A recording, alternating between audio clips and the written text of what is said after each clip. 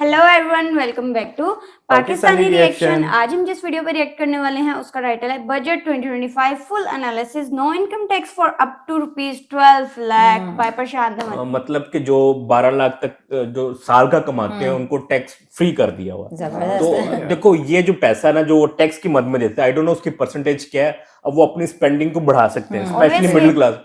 Normally middle class की income इतनी होती है ना, तकरीबन साल की 12 या उससे कम होती है, तो उनको डायरेक्ट फायदा इस मतलब बार उनके लिए पीएम तो गवर्नमेंट ने पहुंचाया है। बहुत जबरदस्त रहा है बजट। देखते हैं बाकी डिटेल्स, करते हैं स्टार डिस्कशन होने वाली है। हमेशा की तरह एंड तक जुड़े रहिएगा, चैनल को सब्सक्राइब कर दीजिएगा।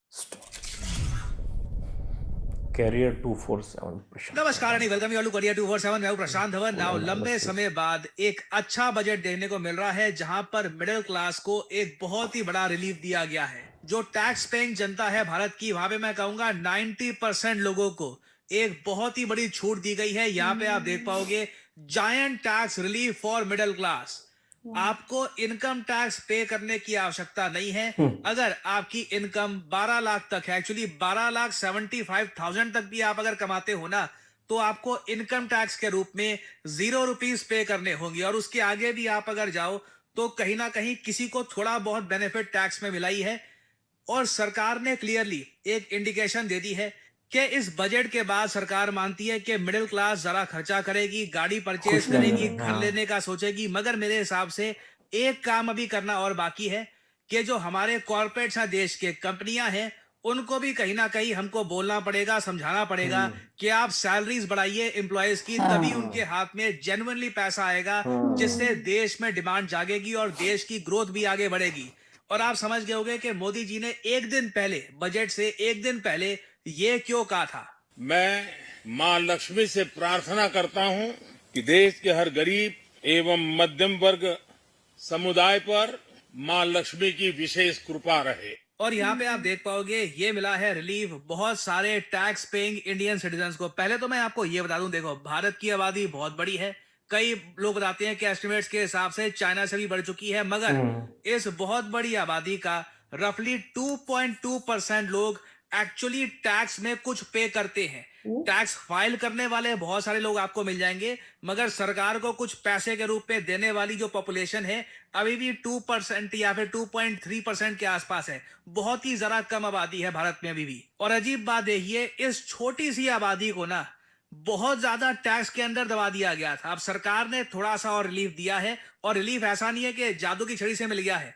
एक बार को आप कह सकते हैं कि ये पहले कर देते, जो टैक्स में छूट दी है अब कि 12 लाख तक आप अगर कमाते हैं तो टैक्स पे करने की आपको आवश्यकता नहीं। अभी समझाऊंगा ये सब कैसे होगा।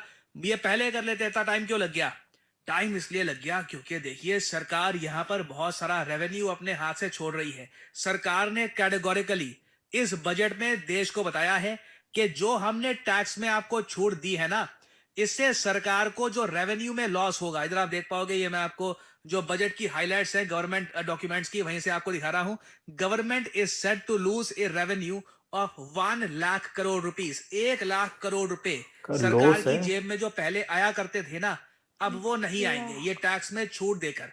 अब यहाँ पे आप कहोगे वेट, इससे बहुत सारे लोगों को फायदा कैसे मिलेगा? यहाँ पे तो लिखा है कि अगर आपकी जो सैलरी है ये 8 से 12 लाख है, तब भी टैक्स रेट आपका 10% लगेगा। तो टैक्स की छूट काहे की? ये थोड़ा समझाता हूं। आप देखिए, जब आप टैक्स पे करते हो ना, तो सरकार ने एक स्पेशल चीज ऐड कर रखी है टैक्स में, सैलरीड और पेंशन वाले लोगों के लिए। हर किसी के लिए नहीं है ये। जो सैलरी लेते हैं लोग और पेंशनियर्स हैं प्राइमरली, उनके लिए है। इसको हम कहते हैं स्टैंडर्ड डिडक्शन। तो अगर मान लो आप साल का कमाते हो 12 लाख रुपए, मतलब महीने की आपकी 1 लाख सैलरी है।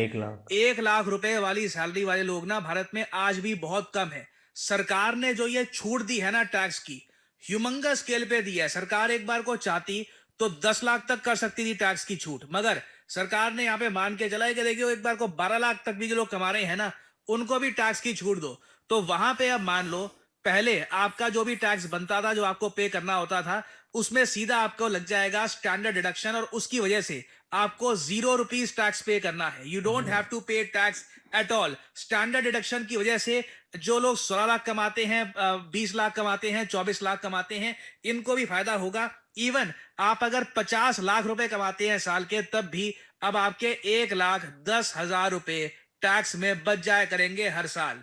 अब ऑब्वियस सी बात है, इतने सारे लोगों को टैक्स में जब आप इतनी छूट दे दोगे तो सरकार पे भी इसका बर्डन आएगा। अब सरकार के पास जो पहले 1 लाख करोड़ रुपए आया करते थे डायरेक्ट टैक्स से, ये जब नहीं आएंगे तो वो पैसा कहां से आएगा? क्योंकि हम तो देखिए, हम यहाँ पर प्रैग्मेटिक तरीके से देखेंगे सारी चीजों को।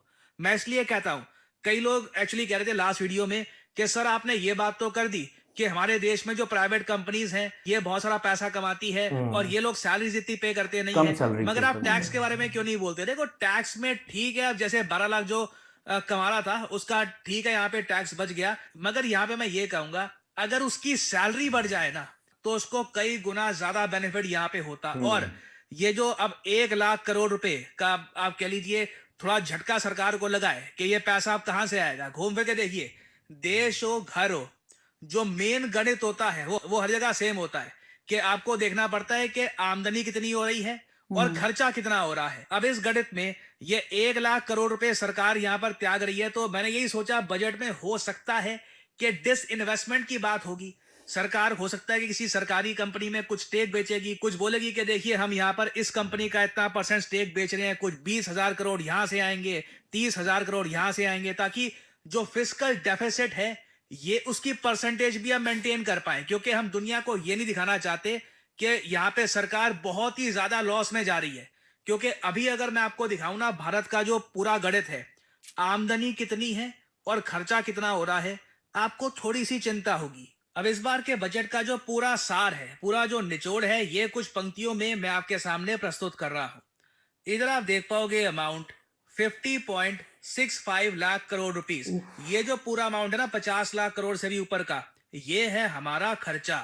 ये अमाउंट आपने कई बार देखा होगा। Total expenditure in budget 2025-26 financial year का जो ये टोटल बजट है, ये हमारा खर्चा है। अब जो हमारा खर्चा है, क्या इतनी हमारी आमदनी है? बिल्कुल भी नहीं। आमदनी दूर दूर से इसको छूती भी नहीं है। इधर आप देख पाओगे जो टोटल रिसीट्स हैं अदर देन बोरोइंग, जो हम अभी उधारियां उठाएंगे ना, उसको हम अगर काउंट ना करें, क्योंकि देश उधार पे भी चलता है, सरकार आपको पता होगा बॉन्ड इशू करती है इंटरनेशनल मार्केट में, 6% 7% के इंटरेस्ट रेट पे सरकार पैसा उठाती है लोगों से। तो उस सब को अगर मैं ना छेड़ूं, सिंपली देखूं कि सरकार के पास इनकम टैक्स से और दुनिया भर के टैक्सेस से और जो सरकार कमाइयां करती है और तरीके से भी, उससे जो टोटल सरकार के पास इनकम आई है ना, ये 35 लाख करोड़ के आसपास है। तो आप साफ साफ देख लीजिए 15 लाख करोड़ से भी ज्यादा का गैप यहाँ पे आपको मिल जाएगा। और इस गैप को फिल करने के लिए हम क्या करते हैं, हम उठाते हैं उधार। और अब आप ये वाला जो चार्ट है प्रॉपर्ली समझ पाओगे। मेरा ये मानना है कि देश में ना हर जगह ये जो गणित है सबको सिखाना चाहिए, सबको समझाना चाहिए, क्योंकि देश की बड़ी आबादी को समझ नहीं आता कि बेसिकली पैसा आ कहां से रहा है, हमको कितना पैसा पे करना होता है, महंगाई कैसे होती है। अब इधर आप देख पाओगे साफ साफ लिखा है रुपी कम्स फ्रॉम, सरकार जो भी खर्चा करेगी कहां से आ रहा है, 22% तो आता है इनकम टैक्स से, जो अब थोड़ा सा सरकार ने कम कर दिया है। सरकार ने वहां पर 1 लाख करोड़ का हिट ले लिया है ताकि जनता को थोड़ा सा रिलीफ मिल जाए। फिर देखो यहाँ पे आप नोट कर पाओगे 24% आता है बोरोइंग और अदर लायबिलिटीज से। अब आप खुद सोच लो, जब आप उधारियां उठा रहे हो तो आपको इंटरेस्ट पेमेंट करनी पड़ेगी। तो दिक्कत भी यही है, जब हम एक्सपेंडिचर देखते हैं ना हमारा, कि हमारा पैसा सबसे ज्यादा खर्चा कहां पे होता है, तो वहां पर भी सेकंड नंबर पे आपको दिखेगा इंटरेस्ट पेमेंट्स। और जब भी भारत में कोई निवेशक लंबे समय तक निवेश करना चाहता है तो वो चेक करता है भारत का फिस्कल डेफिसिट, कि जो ये आमदनी है इनकी और जो ये खर्चा हो रहा है, जितना ये यहाँ पे उधार उठा रहे हैं और जितनी ये उधार की पेमेंट कर रहे हैं, क्या ये कंट्री लॉन्ग टर्म में सरवाइव कर पाएगा, संभाल पाएगा इस तरीके की इकोनॉमी को, या फिर एक टाइम पे आकर इनको IMF के पास या फिर किसी कंट्री के पास जाना पड़ेगा हेल्प के लिए, जैसे पाकिस्तान, श्रीलंका या कई कंट्रीज को जाना पड़ता है। क्योंकि ये जो सिंपल सा आप देख रहे हो ना, money comes in money goes out, यहाँ पे थोड़ा सा संतुलन जब बिगड़ा, सारी इकोनॉमी वहीं पे धराशायी हो जाती है। और मैं इसलिए ये कहता हूं कि देखो, हमारे देश में जो कंपनियां है ना, थोड़ी उन पे भी जिम्मेदारी आनी चाहिए कि मिडिल क्लास में जो पैसा आना है ना, वो सीधा ऐसा नहीं है कि सरकार ही उसका बोझ उठाएगी। कंपनियों को भी बोलो कि तुम्हारे profit 15 year all time high पे जा रहे हैं, लोगों की सैलरी बढ़ाओ। क्योंकि देखो, सबसे ज्यादा सैड बात इस पूरे चार्ट की ये है, सरकार के पास जो पैसा आता है ना, जो मैंने आपको भी दिखाया, जो 35 लाख करोड़ के आसपास का जो अमाउंट है, 22% आ रहा है जी इनकम टैक्स से, जो आम आदमी पे कर रहा है, जो यही अपनी 2-2.5% के आसपास जो आबादी है ये हो गई। मगर जो कॉर्पोरेट टैक्स है भारत में, ये हाईएस्ट स्लैब जो है इनकम टैक्स की उससे भी कम है। तो कॉर्पोरेट टैक्स आता है 17%, मतलब कि देश की बड़ी बड़ी कंपनियां, रिलायंस, ये टीसीएस वगैरह, टाटा। ये कंपनियां कम टैक्स भर रही हैं, इनकम टैक्स ज्यादा जा रहा है।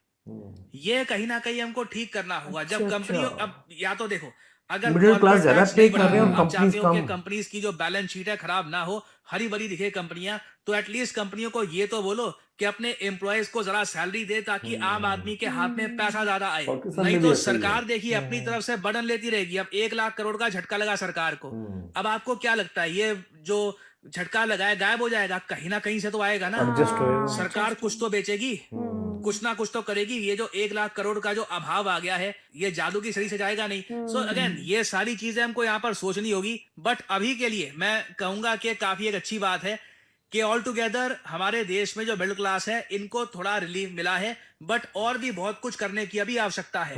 ना बजट के बाकी अगर एस्पेक्ट्स को अगर हम डिफेंस। देखें, तो बहुत सारे जो हमारे खर्चे हैं उनमें से एक बहुत ही इंपॉर्टेंट खर्चा हर साल होता है डिफेंस का। डिफेंस। नाउ डिफेंस का एक्सपेंडिचर अगर हम यहाँ पर देखें तो ये 8% गया है। इधर आप देख पाओगे टोटल खर्चे का 8% यहाँ पे खर्चा है डिफेंस में। और हमारा जो डिफेंस बजट इस बार है, जो एलोकेट किया है पैसा गवर्नमेंट ने डिफेंस के लिए, ये 6,81,000 करोड़ रुपीस है। पिछली बार के कंपैरिजन में एक 9% का आपको इंक्रीज दिखेगा। हालांकि अभी भी ये $100 बिलियन के आसपास नहीं है। $100 बिलियन का डिफेंस बजट करने के लिए इस आंकड़े को ना हमको 8,60,000 करोड़ के आसपास का जो अमाउंट है वो यहाँ पे लाना होगा। क्योंकि अभी भी मैं आपको बता दूं, ये जो अमाउंट है दूर से लग रहा होगा कि 6,81,000 करोड़ रुपीस बहुत बड़ा अमाउंट है। इसमें देखो मैं आपको बताऊं अगर, तो रेवेन्यू एक्सपेंडिचर ही ऑलमोस्ट 5 लाख करोड़ के आसपास जाता है। मतलब कि जो आपकी सैलरीज हैं, आपको पेंशन में पैसा पे करना है। जो कैपिटल एक्सपेंडिचर है ये 2 लाख करोड़ से भी कम का है। मतलब कि ये इस पैसे का आप डिफेंस हार्डवेयर परचेज करोगे, आप फाइटर जेट जो आपको लेने हैं, सबमरीज लेनी है, या कुछ भी आपको परचेज करना है बाहर के देशों से, कुछ टेक्नोलॉजी लेनी है, वो इस सब से यहाँ पर होगा। तो अगेन देखिए, डिफेंस बजट ऑब्वियसली सरकार के पास इतना रूम है नहीं कि सरकार डिफेंस बजट कहां से इंक्रीज करे। क्योंकि सरकार को देखिए फिस्कल डेफिसिट का भी ध्यान रखना होगा। फिस्कल डेफिसिट यहाँ पे आप देख पाओगे, अभी के लिए सरकार ने बोला है कि हम 4.4% के आसपास रखेंगे। ये बहुत ही इंपॉर्टेंट फिगर है। फिस्कल डेफिसिट आपका होता है जितना आप खर्च कर रहे हो, जो आपका रेवेन्यू है और जो आपका एक्सपेंडिचर है, उसके बीच में परसेंटेज डिफरेंस क्या है। पिछले साल भारत का फिस्कल डेफिसिट बहुत ज्यादा था, 4.9%। सरकार ने थोड़े बहुत खर्चे कम करके और जगह से पैसे बचाकर इसको 4.4% रखा है। फिस्कल डेफिसिट जितना कम होगा ना, इन्वेस्टर हमारे देश की तरफ उतने आकर्षण से देखेंगे। क्योंकि लॉन्ग टर्म में ना इंडिया दिखेगा बहुत ही स्ट्रांग। फिस्कल डेफिसिट जिस दिन उड़ गया, मैं इसलिए सोचता हूं कभी भारत में मान लो ऐसी सरकार आ गई कि बांट दो, जो लोगों को चाहिए बांट दो, ठीक है, बस फ्री में सब कुछ जो देना है फ्री, इलेक्ट्रिसिटी फ्री, सब कुछ फ्री। फिस्कल डेफिसिट जाएगा सीधा आराम से 12-13% के आसपास, उससे भी ऊपर। और फिर देखिए वो जो एक आप कह लीजिए आईएमएफ के दरवाजे और बाकी और जो फाइनेंशियल ट्रबल्स होती है कंट्री के, वो खुल जाते हैं। थैंकफुली हम उससे बहुत दूर हैं। हमारा जो फॉरेन एक्सचेंज रिजर्व है ये भी आज के समय काफी स्ट्रांग है। फिस्कल डेफिसिट को भी हमने काफी हद तक कंट्रोल करके रखा हुआ है। This is all very good for India. अब बाकी जगह सरकार ने कहां कहां पे खर्चा किया है ये भी जान लो। देखो, सरकार ने जो टैक्स में रिलीफ दिया है ना, उससे सरकार को जो 1 लाख करोड़ का सेटबैक लगा है। आप देख लो एजुकेशन में भी ना जो टोटल खर्चा होता है बजट का, ये भी 1,28,000 करोड़ रुपीस होता है। तो मतलब ऑलमोस्ट मान लो जितने का टैक्स रिलीफ है उतने का हमारा सारा एजुकेशन का खर्चा है पूरे देश का इस बजट में। हेल्थ केयर का भी आप अगर देखो सेम आपको मिलेगा 98,000 करोड़ रुपीस। अर्बन डेवलपमेंट भी सेम आपको मिलेगा। तो इसलिए मैं वही सोच रहा था, अब सरकार वो वहां पे जो गैप है इसको कैसे पूरा करेगी। क्योंकि देखिए, या तो हम एक काम ये कर सकते हैं, मैं इसलिए काफी एंथुसियास्टिक हो जाता हूं ये देखकर कि हमारे डिफेंस इक्विपमेंट बिक रहे हैं, कि या तो हम अपने डिफेंस इक्विपमेंट बेचें, मिसाइल बेचें, टैंक बेचें, बंदूकें बेचें, उससे पैसा कमाए। या फिर इसरो जो पैसा कमाता है हमारे लिए वहां से हम पैसा कमा ले, या फिर किसी कंट्री को टेक्नोलॉजी में हेल्प करनी है वहां से थोड़ा सा हमने पैसा कमा लिया, ये सब चीजें हैं, यहाँ से हम एक्स्ट्रा पैसा अर्न कर सकते हैं, जो ऑल टुगेदर हमारे देश की education, health care, urban development, transportation, infrastructure, यहाँ पे हम खर्चा कंपलसेट करेंगे ऑल करते हैं। टुगेदर। बाकी देखिए फिर हमारी बहुत सारी स्कीम्स भी हैं, जैसे for example Mahatma Gandhi national rural employment guarantee वाली जो स्कीम है, उसमें अभी भी 86,000 करोड़ रुपीस का खर्चा होता है। पीएम आवास योजना, ग्रामीण अर्बन दोनों को आप अगर देखो तो 74,000 करोड़ रुपीस का खर्चा होता है। फिर कई और स्कीम्स है, सागरमाला स्कीम्स है, हमारी स्किल डेवलपमेंट स्कीम्स है, आयुष्मान भारत में आप अगर देख लीजिए तो ऑलमोस्ट 10,000 करोड़ रुपीस का खर्चा हो रहा है। और वैसे आप अगर बात करो मंत्रालयों की कि किस मंत्रालय को कितना ज्यादा पैसा एलोकेट होता है, सबसे ज्यादा एलोकेट किया जाता है मिनिस्ट्री ऑफ फाइनेंस को, उसके बाद आती है मिनिस्ट्री ऑफ डिफेंस, फिर ministry of consumer affairs, food public distribution, इनको 2,15,000 करोड़ रुपए मिलता है। यही मिनिस्ट्रीज को जो पैसा मिलता है वही फिर स्कीम्स में जाता है, ठीक है, ऐसा मत समझना कि ये एक अलग से नया खर्चा हो गया। फिर मिनिस्ट्री ऑफ रेलवेज को आप अगर देख लीजिए रेलवे तो बहुत 2,55,000 करोड़ का यहाँ पे जो है लोकेशन है, ये सब जाता है। डिपार्टमेंट ऑफ स्पेस में मैं बोलूंगा ये अच्छी बात है, इस बार इसरो को एक्स्ट्रा पैसा दिया गया है, 13,416 करोड़ रुपए एलोकेट किया गया है इस बार डिपार्टमेंट ऑफ स्पेस को, ये सारा पैसा मिलेगा इसरो को। हालांकि मुझको एक बात यहां पर बोलनी पड़ेगी, रिसर्च एंड डेवलपमेंट में ना अभी भी चाइना से हम बहुत पीछे हैं। एक दिल तोड़ने वाला स्टैटिस्टिक दिखाई देता हूं, ये जरा आप देख पाओगे, ये है चाइना का रिसर्च एंड डेवलपमेंट का बजट, ऑलमोस्ट $500 बिलियन। इंडिया का रिसर्च एंड डेवलपमेंट आप अगर बजट देखो तो ये सिर्फ $17 बिलियन के आसपास मिलेगा। ये भी कई स्कीम्स वगैरह का जो एडिशनल पैसा है उसको जोड़ के मैं आपको बता रहा हूं। तो ये जो डिस्पैरिटी है, जब तक इसको हम पूरा नहीं करेंगे, देखिए चाइना डीप सीक जैसी बहुत वेरियस huge और gap, एप्स, एआई इंजन, ये तो बस एक आपको उदाहरण दे रहा हूं। बेसिकली चाइना इनोवेशन में आगे रहेगा। आप इनोवेशन में आगे रहते हो तो आप ऐसी चीजें बना पाते हो जो दुनिया चाहती है, आप दुनिया को बेच पाते हो वो चीजें। इसलिए भारत में ना आज भी मुझे बहुत दुख लगता है देखकर, हम लोग आज भी ना फिस्कल डेफिसिट को मेंटेन कर रहे हैं, जबकि चाइना में आप अगर देखो तो उनके यहाँ ट्रेड सरप्लस इतना ज्यादा है कि फिस्कल डेफिसिट वगैरह वो आराम से मेंटेन कर पाते हैं, और इसलिए वो बजट पे रिसर्च एंड डेवलपमेंट में इतना कुछ खर्च पा रहे हैं। आप रिसर्च एंड डेवलपमेंट में खर्चोगे, आपके देश में अत्याधुनिक एडवांस्ड प्रोडक्ट्स निकलेंगे जिनको आप बेच सकते हो दुनिया में, पैसा कमाओगे, फायदा ही फायदा, पैसा ही पैसा, मजे ही मजे। अनफॉर्चुनेटली हम लोग यहाँ पर उस मामले में पीछे रह गए हैं। खैर, एक चीज मुझे बहुत ज्यादा अच्छी लगी इस बजट में, ये मैं हाईलाइट करना चाहता हूं, ये है न्यूक्लियर एनर्जी। इंडिया ने एक टारगेट डेवलप कर लिया है कि 100 गीगावाट ऑफ न्यूक्लियर एनर्जी हम लोग बनाएंगे बाय 2047। ये देखिए एक बहुत ही इंपॉर्टेंट मैं कहूंगा इनिशिएटिव है, क्योंकि इवेंचुअली हम लोग ये चाहेंगे कि जो हमारा पैसा खर्च होता है ऑयल परचेज करने में, या फिर कोल भी काफी बार हम परचेज करते हैं ऑस्ट्रेलिया से, ये सब हम ना खर्चे, हमारा बहुत सारी जो एनर्जी है हमारी ये न्यूक्लियर साइड से आए। तो इसके लिए देखिए भारत स्मॉल न्यूक्लियर रिएक्टर्स भी अपने देश में बनाएगा, और इसको हम SMR कहते हैं, स्मॉल मॉड्यूलर रिएक्टर्स, ये हमारे देश में बनाए जाएंगे। इसके लिए एक अलग से 20,000 करोड़ रुपए का एक बजट है, ये एलोकेट कर दिया गया है, and this is really good. ये आप कह लीजिए दूर की सोची है, भारत ने एक लंबा टारगेट रखा है, and this is what our country needed. और फिर अगर मैं बात करूं ऑन अ लाइटर नोट, तो आज के समय सोशल मीडिया पे बहुत सारे आपने देखी होगी मीम्स बन रही हैं बिहार पर, क्योंकि इस बजट में बिहार पे काफी फोकस किया गया है। बिहार के इलेक्शंस भी आने वाले हैं, जैसे आप लोग जानते हैं। जेडीयू बिहार की पार्टी आज के समय सपोर्ट भी दे रही है सेंटर में सरकार चलाने में, तो बिहार को देखिए बहुत सारा पैसा दिया गया। और मैं देख रहा था कई लोगों ने बहुत सारी ये इस टाइप की मीम्स बना रखी है बिहार से रिलेटेड, कि इधर बिहार आफ्टर यूनियन बजट, इस टाइप की बहुत सारी जो मीम्स हैं ये लोग शेयर कर रहे थे। और रीजन इसका देखिए सिंपली है क्योंकि बहुत सारे जो प्रोजेक्ट्स हैं रोड से रिलेटेड, एयरपोर्ट से रिलेटेड, ये बिहार के लिए अनाउंस किए गए हैं। बिहार को डेफिनेटली स्पेशल यहाँ पे प्रिविलेज दी गई है इस बजट में, और इंटरेस्टिंग होगा कि आने वाले बिहार के जो चुनाव हैं इस पर इन सब जो आप कह लीजिए अनाउंसमेंट्स हैं इनका क्या इम्पैक्ट होगा। खैर, ये ओवरऑल समरी थी इस बजट की। कुछ अगर मान लीजिए स्कीम वगैरह रह गई हो तो उसमें मैं कोशिश करूंगा बाद में आपके लिए वीडियो ले आऊं। यहाँ पे मैं आप लोगों से एक MCQ काफी काफी डिटेल्ड डिटेल्ड वीडियो थी सच में यार। जिस तरह ये एक्सप्लेन करते हैं ना, नॉर्मली जो बजट से रिलेटेड, टैक्स से रिलेटेड जो एक इंफॉर्मेशन होती है ना, स्पेशली फीमेल्स के लिए बड़ी बोरिंग होती है। खैर बैक टू द वीडियो।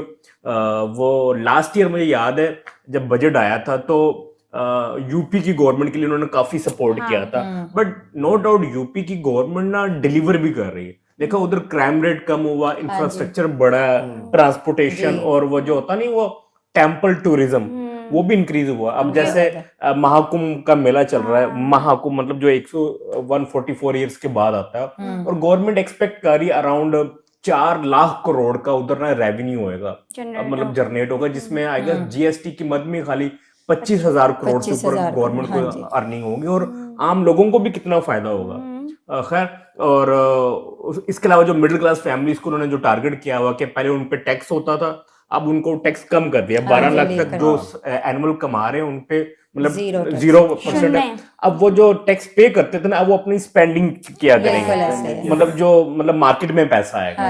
अच्छा, उन्होंने एक और बड़ी अच्छी बात की कि वो टैक्स तो चले गवर्नमेंट ने कम कर दिया, उसका फायदा होगा इनडायरेक्टली हो या डायरेक्टली, लेकिन उन्होंने कहा कि कंपनियां जो है ना, जो लोग जॉब्स कर रहे हैं, कंपनियों को भी वो इस बात का पाबंद करें कि वो उनकी सैलरीज बढ़ाएं। हाँ जी, ठीक, उससे ये होगा कि मार्केट में और पैसा आएगा, परचेजिंग पावर बढ़ेगी। क्योंकि उन्होंने कहा था कि जो गवर्नमेंट की जो अर्निंग है ना, वो ज्यादा अर्निंग है वो टैक्स, इनकम टैक्स से, कॉर्पोरेट टैक्स से नहीं है। अगर वो कॉर्पोरेट टैक्स मतलब ये कि जो कंपनीज अपना प्रॉफिट ना ज्यादा कमा रही है, उतना टैक्स कम दे रही। अगर वो सैलरीज बढ़ाएंगे ना तो उनका क्या होगा, इनकम टैक्स तो वो थोड़ा आएगा ही आएगा, बट कॉर्पोरेट टैक्स भी बढ़ जाएगा। ये है कि उससे आम पब्लिक को ज्यादा फायदा होएगा।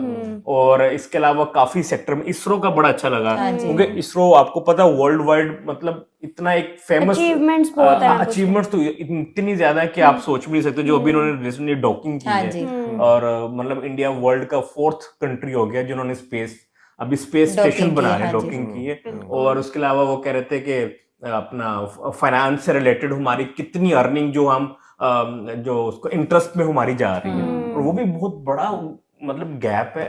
और उसके अलावा बजट में डिफेंस का बताया जी, ये कि अब इंडिया ना अपना डिफेंस से रिलेटेड कई टेक्नोलॉजी को सेल भी कर रहे हैं, मिसाइल वगैरह उससे भी है। लेकिन ये कि आपको पता है डिफेंस भी इटसेल्फ एक वो आपका वो एक्सपेंस है, और इंडिया भी शायद 100 बिलियन तक नहीं गया, वो कह रहे थे कि अभी एक्सपेक्टेड है, लेकिन ये है कि शायद 80 बिलियन को क्रॉस करेगा। उन्होंने ना इंडियन रुपीस में बताया हुआ है। मुझे लगता है कि शायद अभी अगर डॉलर में देखा जाए तो 80 बिलियन को क्रॉस कर चुका होगा। ये बहुत है, और अभी भी इसको इंक्रीज करना है। बट ओवरऑल जो है वो हर सेक्टर में अच्छा ही है, पॉजिटिव रहा है बजट इस दफा, मतलब आवाम खुशी होगी इस दफा के बजट वो से। क्या कहते हैं, नर्मिला ताई काफी खुशी होगी। बहुत जबरदस्त और इन्फॉर्मेटिव रही वीडियो। आई होप आप लोगों को रिएक्शन पसंद आया तो जल्दी से चैनल को सब्सक्राइब कर दे। मिलते हैं नेक्स्ट वीडियो में। See you.